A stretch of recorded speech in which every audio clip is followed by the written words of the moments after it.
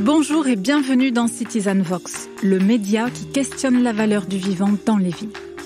Comment produire des villes à forte valeur urbaine, c'est-à-dire habitables, fluides, créatives, bref, résilientes, en partant des sols. Comment tisser un lien vertueux entre la production urbaine et l'utilisation des ressources. Je suis Fanny Hervera et avec mes invités, j'explore ce vaste sujet sous toutes ses formes. C'est parti!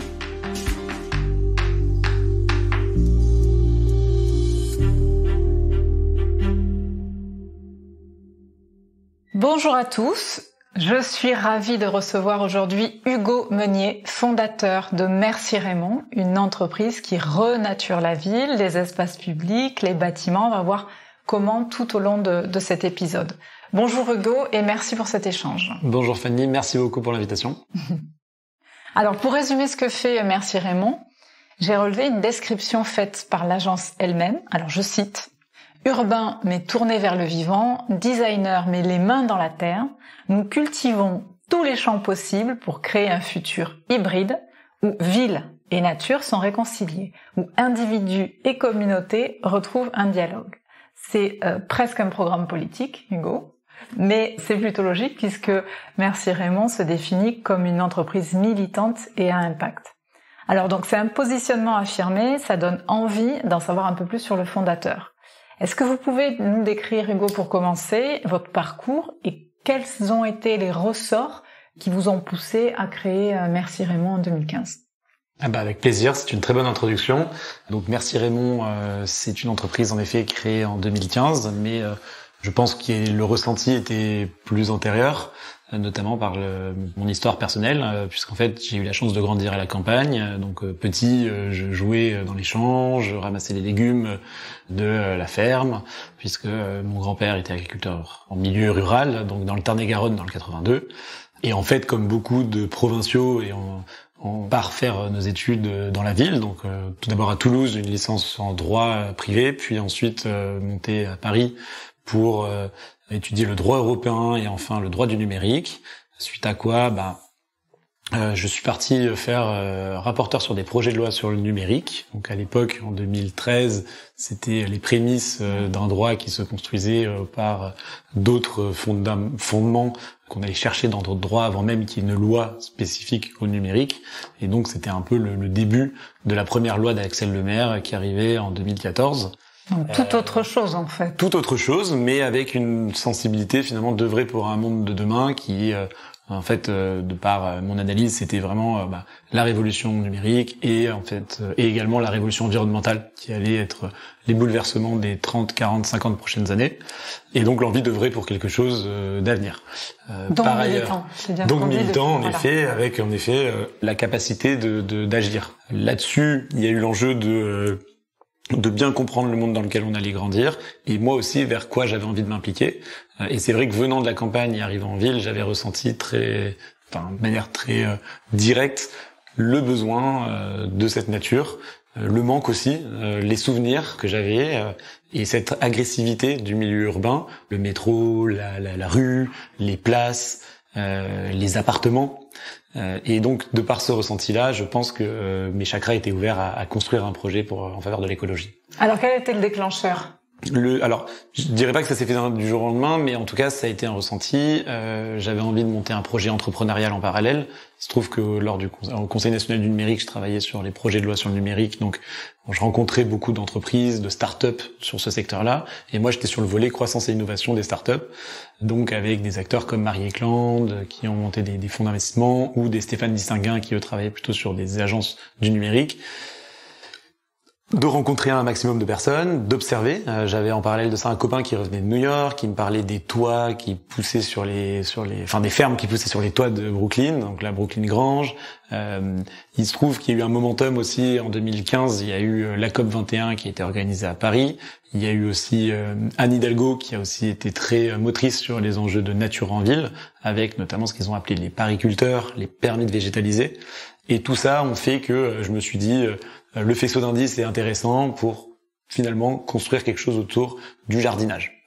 Moi, venant aussi de la campagne, c'est vrai que le jardinage avait une image assez ringarde, assez laborieuse, là où Si on prend 8 ans plus tard, on se rend compte qu'il y a quelque chose d'assez cool, assez bien-être, assez finalement tendance de jardiner, avoir ses plantes chez soi. Mais à l'époque, il y a 8 ans, donc en 2015, c'était perçu comme quelque chose d'assez anecdotique et complémentaire. Donc comment vous êtes rentré dans le sujet? Au départ, ça a été vraiment avec la dimension de l'image du jardinier, donc comment valoriser le jardinier urbain. Donc ça a été de se dire que pour avoir envie de jardiner, il faut qu'il y ait un côté cool du jardinier, donc il faut donner envie. Moi, je prenais souvent le parallèle du cuisinier, du secteur de la cuisine, donc ce sont des métiers manuels qui ont été starifiés dans les années 2000 avec les émissions Top Chef et autres, et puis en fait tout ce qui allait autour. Et donc le jardinier, moi, il fallait qu'il crée un kit du jardinier, donc c'était un peu ça au début, sans même savoir jardiner parce que je ne sais pas je n'étais pas paysagiste ni chef de chantier. Et donc ça a été vraiment de travailler sur un kit qui a été un peu brandé, construit autour du jardinier parisien, donc une esthétique assez travaillée, vendu au bon marché et chez Colette à l'époque, avec une volonté de reverser les bénéfices pour œuvrer pour la végétalisation. La difficulté en fait, c'était aussi le financement, c'est-à-dire que moi je m'étais lancé le défi de rencontrer toutes les associations de quartier, tous les collectifs de jardiniers qu'on pouvait retrouver dans les arrondissements de Paris. Et je me rendais compte que c'était soit très associatif, soit assez précaire, ou alors c'était finalement très institutionnel avec la mairie de Paris qui avait sa régie agricole, mais il n'y avait pas vraiment d'entre-deux. En tout cas, moi, c'est ce que j'avais observé. Il y avait une entreprise qui s'appelait Backsac qui, eux, faisait des sacs assez simples pour jardiner sur son balcon ou sur sa terrasse ou dans la rue. Mais mis à part ça, j'identifiais pas d'autres acteurs qui pouvaient répondre aux enjeux de la nature en ville de demain et en même temps avec moi dans lequel moi je m'identifiais, c'est-à-dire pas des vieilles entreprises à la papa de paysage. Donc je me suis dit il y a quelque chose à faire. Donc, mais pour autant, pour financer cette nature urbaine, où est-ce que je vais trouver les fonds? Et donc je me suis pas lancé sur une course aux subventions ou une course au levée de fonds, mais plutôt essayer de faire quelque chose d'assez simple, donc un produit, un kit du jardinier urbain que j'essayais de vendre et dont les bénéfices permettaient de végétaliser la ville. Donc ça a bien fonctionné, c'est-à-dire que ça a été en rupture de stock, c'était vendu dans des pots avec des graines, avec un t-shirt, avec un carnet, avec... L'idée, donc vous vendiez à des particuliers. Voilà, mais à travers des magasins, donc le Bon Marché ou le Colette. Et ensuite de là, après avoir tout vendu, donc c'était finalement un succès, j'ai réussi à construire une image de marque qui était Merci Raymond. Merci Raymond, ça vient en fait de le nom de mon grand-père Raymond et merci pour les valeurs de la campagne qui sont mises en avant en milieu urbain. Et de là, en fait, après avoir construit la marque, ça a été de dérouler sur des projets, donc chercher à construire finalement ce qui moi me faisait plus rigoler, c'était plutôt la végétalisation plutôt que les produits autour de ce secteur-là. Et donc ça a suivi une période de 1 an à rencontrer un maximum de personnes, tout type, élus, marques, associations, mais sans cerner qu'il y avait un marché en fait du végétal en ville, et c'est que quelques années plus tard que je l'ai identifié. Donc ça fonctionnait beaucoup par connexion en fait, des amis, un copain qui travaillait pour un bailleur en Essonne avec à Grigny à la Grande Borne, qui m'avait dit tiens, j'ai vu que dans ton kit il y avait des ateliers autour du terrarium, est-ce que tu aimerais faire un atelier terrarium à Grigny? Oui, donc c'était par opportunité et par rencontre que vous avez construit un petit peu l'offre qui aujourd'hui est quand même très très fournie. Est-ce que du coup vous pouvez nous détailler un peu quelles sont les différentes activités que vous menez au sein de Merci Raymond avec la 40aine, je crois, de collaborateurs que vous avez aujourd'hui en 2023. Donc on a vraiment parcouru beaucoup de chemin depuis 2015. Vous pouvez nous détailler un petit peu ça? Exactement. Donc aujourd'hui, Merci Raymond, c'est vraiment donc 3 offres, 3 métiers qui sont ce qu'on appelle le paysage, l'agriculture urbaine et le design végétal. Dans ces 3 métiers-là, on intègre la chaîne de valeur de la conception à l'installation, à l'entretien, sachant que c'est du vivant, donc quand on plante une plante, si derrière on n'assure pas le suivi et la vie de cette plante, malheureusement, si elle n'est pas arrosée, on est quand même dans un milieu urbain, donc il faut quand même la soutenir. Donc ça a été la difficulté de Merci Raymond en fait pendant ces 8 années, ça a été de construire ces 3 pôles à ces 3 échelles-là d'intervention, en étant bon sur chacun des points de la chaîne. Aujourd'hui, on est très content parce que on a réussi à la consolider, à récupérer aussi un atelier qui nous permet d'avoir finalement dans le même endroit les mêmes équipes, que ce soit de la conception à l'installation. Et ça, c'est primordial parce que quand on intervient sur un chantier et qu'on veut faire des adaptations, le lien est très direct avec la conception. Et auparavant, on avait plutôt des activités qui se faisaient de manière très verticale, c'est-à-dire on avait un bureau d'études en paysage. Une fois que le bureau d'études en paysage avait fini de dessiner, il sous-traitait avec une entreprise chantier, travaux, qui sous-traitait ensuite avec une entreprise entretien, arrosage par exemple. Et nous, on a souhaité d'avoir un peu une offre complète sur la nature en ville. Alors d'accord, donc du coup on voit bien le cheminement, on voit bien qu'on est passé de l'idée du jardinier à la notion de nature en ville. C'est une notion qui aujourd'hui est quand même, vous avez eu le nez, hein, quand même est très très très en vogue partout évidemment, hein, compte tenu du contexte climatique, écologique, évidemment que les sujets de nature en ville deviennent clés pour essayer d'adapter les villes et de les rendre résilientes. Mais la nature en ville, c'est quand même beaucoup de choses. Est-ce que vous pouvez essayer de nous éclairer sur ça consiste en quoi la nature en ville? Est-ce que la nature en ville, c'est la même, la nature, que la nature hors de la ville? Est-ce que la nature en ville, c'est la biodiversité? Ou est-ce que c'est différent? Est-ce que la notion de végétalisation, c'est aussi de la nature? Et est-ce que c'est un synonyme ou est-ce qu'il y a une spécificité à végétalisation, etc. Est-ce que vous pouvez essayer de nous clarifier un petit peu tous ces termes qui sont énormément utilisés dans le débat public aujourd'hui, sans qu'on arrive véritablement à distinguer chacun des termes? Alors, la nature en ville, c'est par définition une nature qui est contrainte au milieu urbain.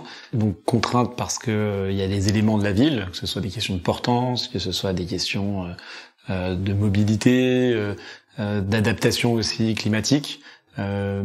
Ensuite, on a aussi la dimension urbaine qui impose une certaine esthétique. C'est-à-dire si on prend l'exemple des permis de végétaliser qui ont été tentés par la ville de Paris, de manière assez, on va dire, anarchique. On a lancé des permis et tout le monde demain pouvait construire de la nature en ville.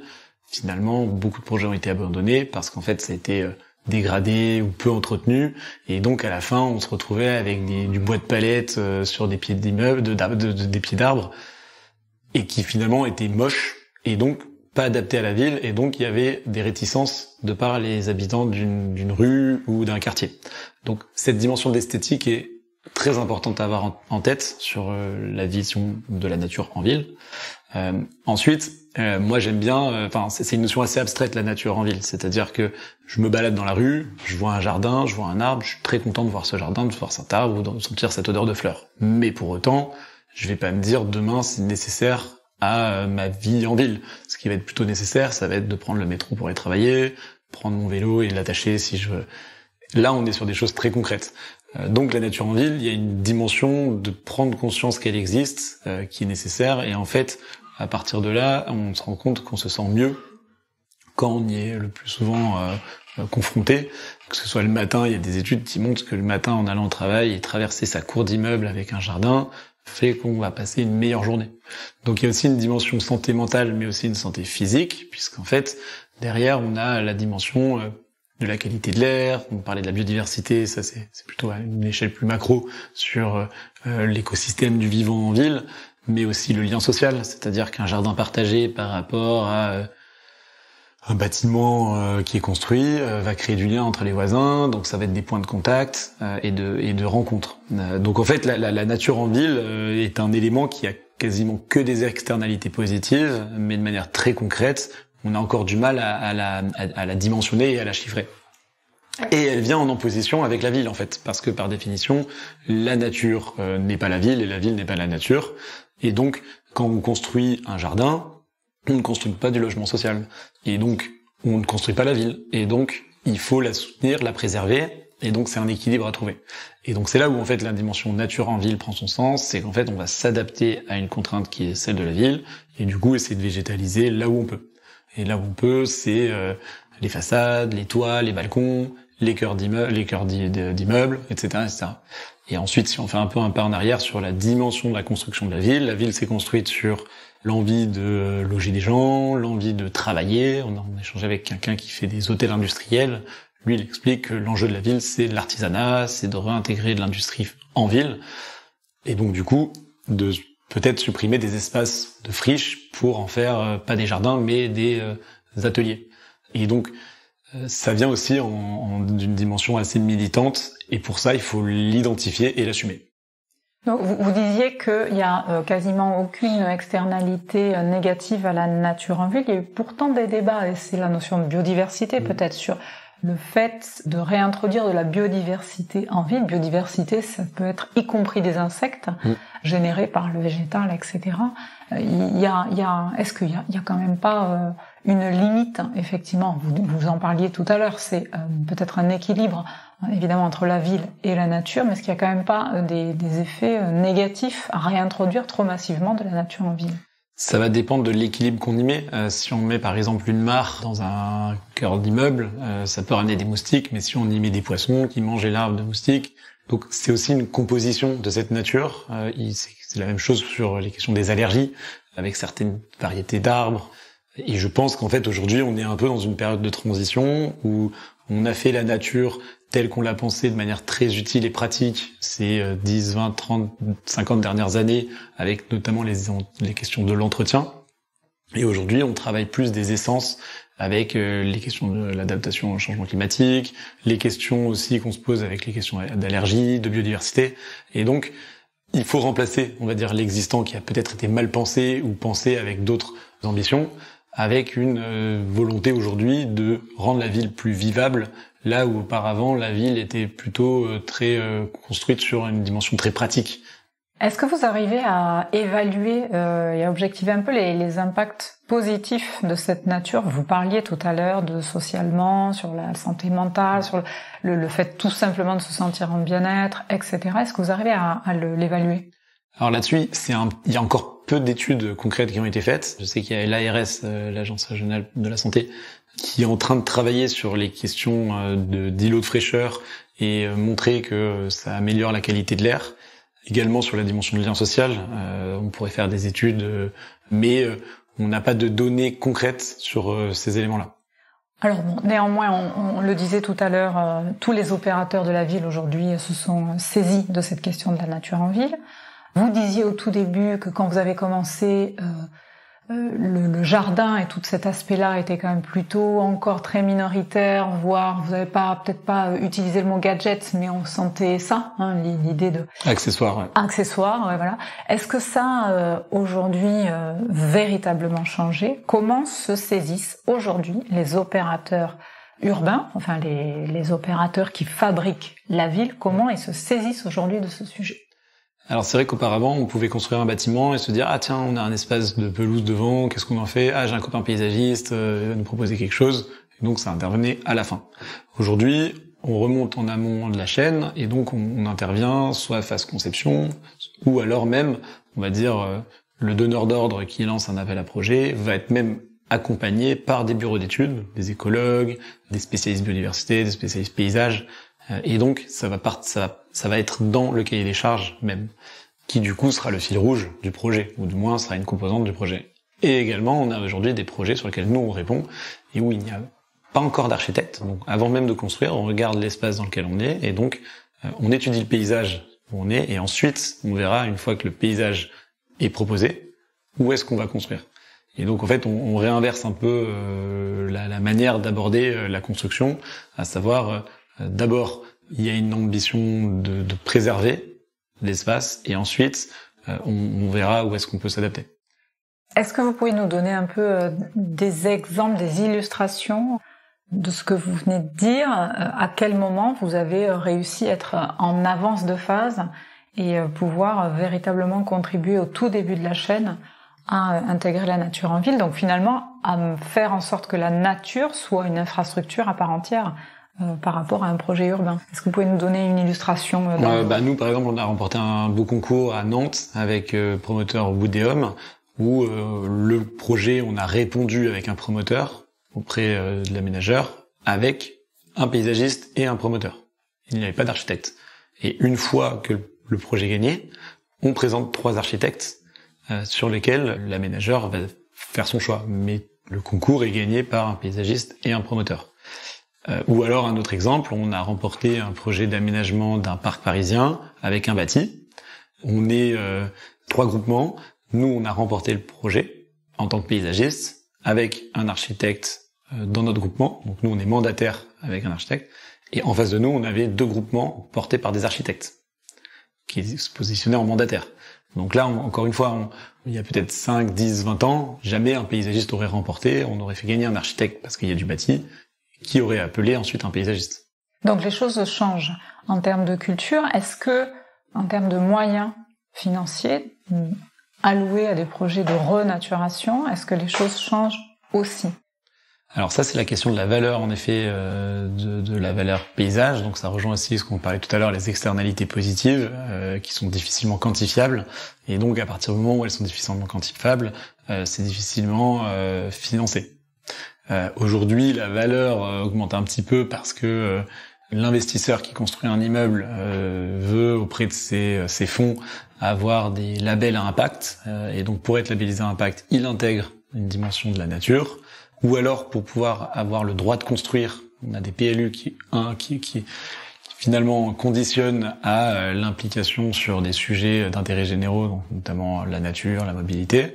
On pense par exemple au PLU bioclimatique de la ville de Paris. Pour autant, aujourd'hui, malheureusement, on n'est pas encore apprécié à la juste valeur de notre travail. Donc ça reste encore une économie difficile de faire de la nature en ville. On pourrait se dire qu'aussi cette nature en ville en soi, c'est pas à nous de la faire, c'est à la collectivité, c'est à la mairie, puisque c'est une dimension d'intérêt général. Et quand on met un beau jardin sur un toit, ça va pas juste bénéficier aux propriétaires du jardin et de la terrasse, mais à l'ensemble du quartier, puisque ça va réintroduire de la biodiversité, ça va rafraîchir l'espace, etc., etc. Et là, aujourd'hui, on n'a pas encore d'éléments qui permettent de la cofinancer. Tout récemment, on a un dispositif qui a été lancé par l'Agence parisienne pour le climat à travers le dispositif CoProASIS, qui soutient et subventionne une partie de réaménagement d'un jardin en cours de copropriété. Mais c'est des premières avancées qui datent de cette année. Et on espère qu'à terme, en effet, on puisse penser que ça soit remboursé peut-être par la sécurité sociale. Voilà. Pourquoi pas. Est-ce que vous avez un dialogue régulier avec les collectivités ou peut-être de plus en plus régulier avec les collectivités locales sur ce sujet? On a un petit peu parlé plutôt des opérateurs privés. Qu'en est-il des opérateurs publics, collectivités, sur ce sujet?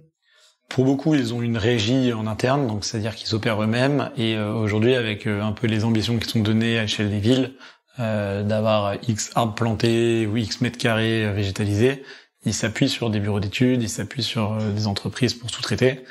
Mais encore une fois, ça pose aussi la question de comment ils faisaient avant. Il y a encore une culture à avoir sur la manière de faire le paysage et aussi la dimension écologique du jardin. Notamment la question de l'eau se pose beaucoup, puisqu'en fait c'est pas juste arroser, c'est aussi intégrer les eaux pluviales, c'est aussi intégrer des variétés d'arbres qui sont peut-être moins consommatrices d'eau, ou alors qui vont plus s'adapter au changement climatique, ça va se réchauffer. Alors, il y a une forme particulière de la nature en ville, c'est l'agriculture urbaine. Vous avez tout un pôle d'activité qui est dédié à ce sujet à Mercy-Raymond.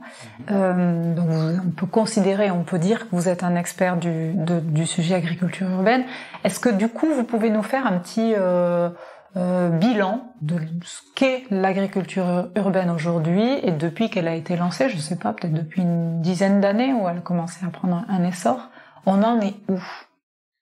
Alors l'agriculture urbaine, c'est une notion assez nouvelle parce que nouvelle et ancienne, c'est-à-dire qu'auparavant les maraîchers, les villes s'intégraient dans des endroits où il y avait des terres fertiles pour pouvoir être proche de l'approvisionnement en fruits, en légumes, et notamment la ville de Paris s'est construite sur des marais et donc tout le bassin parisien est très fertile et c'est le même cas dans des villes comme Lyon ou dans des plaines ou autres.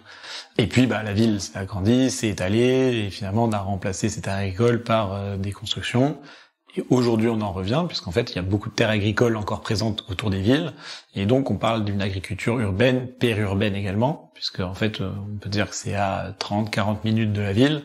Il y a quelques années, cette notion a émergé et s'est accélérée avec l'ambition de rendre autosuffisantes en légumes des villes. Donc ou du moins de viser cette autosuffisance, avec la dimension de la résilience alimentaire, avec les questions de production, et de là, on a vu émerger tout un secteur d'activité autour de l'agriculture urbaine, à savoir des fermes diverses fermes, types de fermes.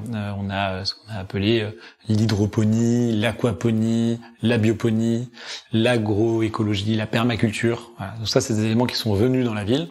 Et donc, on a eu plein d'essais, plein de startups aussi qui se sont montées sur ce secteur-là, et aussi beaucoup d'échecs, beaucoup d'espoir, trop d'espoir. Il faut savoir que les aménageurs aussi ont un peu cultivé cet espoir, puisque quand on a une ZAC de 20 hectares à aménager et qu'on a 1 hectare de terre en pleine terre avec une terre non polluée, on espérait qu'un maraîcher vienne cultiver cette terre et trouve un modèle économique magique pour finalement réussir à entretenir un jardin qui bénéficie au quartier, et en même temps verser un salaire et même peut-être verser une redevance à la ville qui a cette terre-là. Et en fait, ça c'est un exemple assez concret, mais on l'a eu sur plein d'autres cas, et notamment le sujet des pariculteurs en fait partie. C'est-à-dire que c'était la mise à disposition d'une toiture par la ville ou par un bailleur ou par un propriétaire foncier, en échange de soit un loyer, soit un certain nombre d'activités proposées au quartier. Il y a eu des essais, beaucoup de personnes ont espéré que ça fonctionne. Malheureusement, on revient sur la dimension urbaine. La ville est contrainte de par des questions de portance, de par des questions de logistique, d'accessibilité et même de pollution en fait, parce que les études montrent que en dessous de 3 étages, on est plus exposé aux métaux lourds avec les voitures. Beaucoup de sols sont pollués parce qu'en fait les villes sont faites par des remblats, des ajouts, etc. Donc beaucoup de terres sont dangereuses même pour la consommation et même la pratique du jardinage. Donc toutes ces contraintes font que l'agriculture urbaine est très difficile à dérouler. Et en parallèle de ça, on peut se questionner, est-ce que c'est important de faire de l'agriculture urbaine dans la ville même, ou est-ce qu'on peut aller à 1 heure de la ville, et avec des réseaux de logistique un peu optimisés, finalement ça coûte moins cher, ça consomme moins d'espace urbain. Et donc on en est revenu à cette notion d'agriculture urbaine sur cette envie de vouloir être autosuffisant en légumes à l'échelle d'un quartier, d'un immeuble ou même d'une ville. Et on a fait pivoter l'agriculture urbaine sur une dimension soit pédagogique, donc la capacité finalement de faire connaître des fruits et légumes, donc plutôt des fermes ouvertes à des écoles, ouvertes à des urbains pour comprendre comment pousse une tomate, quels sont le cycle des saisons, ou alors sur une dimension d'aménagement de la nature en ville, et de considérer que l'agriculture urbaine est finalement une variante d'une nature productive, certes, mais surtout d'abord une nature. Et donc, ça veut dire que si on fait une ferme urbaine, il faut qu'elle soit soutenue par la collectivité, parce qu'en fait, elle va contribuer à rafraîchir la ville, à créer du lien social, à faire de la pédagogie auprès des scolaires pour connaître la saisonnalité et l'alimentation. Et donc, il y a plein d'études qui montrent que quelqu'un qui jardine quelques heures par semaine, son potager, va manger entre 3 et 5 fois plus de légumes au quotidien, parce que il le voit pousser, et donc ça le reconnecte à son alimentation. Là, aujourd'hui, on est dans une industrie de l'agroalimentaire qui nous éloigne de plus en plus avec tous les produits transformés, etc., etc. Donc, ça veut dire que l'agriculture urbaine telle qu'elle a émergé avec l'espoir d'un modèle rentable, ça marche pas, et que on est plutôt aujourd'hui tourné vers une agriculture urbaine avec une orientation économie sociale et solidaire. C'est ça? Orientation économie sociale et solidaire ou orientation paysagère. Ou orientation paysagère, d'accord. Et orientation peut-être sociale, avec insertion sociale, formation professionnelle à ces nouveaux métiers? Un petit peu, mais encore une fois, encore faut-il... Alors à ce moment-là, ça questionne aussi sur le rôle de l'agriculture urbaine, et certains ont avancé que l'agriculture urbaine était aussi un moyen de faire connaître le métier de l'agriculture, et donc pratiquer de l'agriculture au bois de Vincennes ou peut-être à Meudon permettait de créer des vocations. Et ensuite, des jeunes qui grandissent en ville, qui n'ont aucune notion du métier d'agriculteur, peuvent les orienter vers ça. Et donc ensuite, là où aujourd'hui, on considère qu'une ferme sur 2 ne sera pas reprise par la famille, et donc on va manquer d'agriculteurs dans les prochaines années, on peut considérer que les bassins urbains pourraient demain fournir des agriculteurs secteur rural. Voilà. Alors du coup, quel est à Mercier-Raymond votre axe de développement sur l'agriculture urbaine? Comment vous voyez Nous, aujourd'hui, l'agriculture urbaine, on le voit comme un outil d'aménagement du territoire et donc un moyen finalement de faire mieux comprendre la nature. On parlait tout à l'heure de quand on voit un jardin, on le trouve beau, on sent les fleurs, mais on se dit tiens, qui le cultive, j'en sais rien, mais j'aime bien passer devant ce jardin. Le fait d'avoir de l'agriculture urbaine, ça matérialise quelque chose. C'est-à-dire d'avoir une tomate, d'avoir une bière qui est faite à partir du houblon. Et donc, c'est un outil de construire des jardins, de construire de la nature auprès des élus, auprès des aménageurs, auprès des habitants aussi. Donc, c'en est un. Et ensuite, sur l'agriculture urbaine, c'est aussi un moyen de connecter des populations à leur alimentation, que ce soit dans des quartiers, que ce soit pour des salariés sur une toiture où on fait un potager, et les salariés vont pouvoir connaître des légumes, en rapporter chez eux, voilà. D'accord, c'est un outil d'aménagement, un outil démocratique. Exactement. Un outil de lien social. Eh bien, écoutez, pour finir, peut-être, on a vu que l'actualité de Mercier-Raymond était chargée, puisque vous avez annoncé un nouveau partenariat avec Myrium. Est-ce que vous pouvez nous donner quelques éléments sur peut-être ce partenariat, les raisons et puis vos projets pour l'avenir dans les quelques années qui arrivent?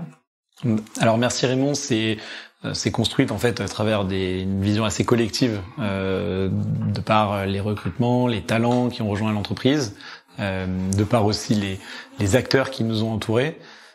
Et aujourd'hui, on a décidé de s'entourer d'autres nouveaux acteurs, notamment Myrium, qui va nous permettre en fait d'accélérer le déploiement de cette nature. On se rend compte qu'aujourd'hui, il y a un réel besoin et il faut avancer encore plus vite. Et un des outils et une des clés pour le faire, c'est aussi de mieux maîtriser ce qu'on va appeler l'entretien et le suivi de ces espaces-là. Et donc Myrium, qui est un spécialiste sur ce secteur-là, va nous permettre d'aider en fait pour pouvoir optimiser et accélérer sur ce secteur-là. Et donc Mercier-Raymond rejoint ce grand collectif de Myrium, mais va continuer de manière très indépendante à travailler sur les sujets de nature en ville. Et donc Mercier-Raymond, après avoir ouvert un bureau à Marseille, un bureau à Bordeaux, aujourd'hui en Île-de-France, on va continuer à s'implanter sur le bâtiment, c'est-à-dire qu'on parlait de la contrainte urbaine, mais c'en est une, de comprendre mieux comment travailler avec l'étancheur, comment travailler avec le plombier, comment travailler avec la façade. Et en fait, Myrium connaît tous ces métiers-là. Et donc, nous, l'idée, c'est de venir construire quelque chose qui vient dans la vision qu'on avait eue il y a quelques années du bâtiment fertile, d'un bâtiment qui peut accueillir la nature à tous les étages et à tous les niveaux. Et donc, on pense qu'avec ces compétences métiers, on sera meilleur et on pourra encore plus construire la nature de demain. Écoutez, on va regarder ça avec beaucoup d'attention. Merci beaucoup Hugo d'avoir pris le temps de cet échange passionnant et à très bientôt. À bientôt, merci Fanny. Merci d'avoir écouté ce nouvel épisode de Citizen Vox. J'espère qu'il aura été utile à vos réflexions. Vous trouverez l'ensemble des épisodes sur le site internet citizen.fr, cityzan.fr et sur la plateforme Ocha. À très bientôt!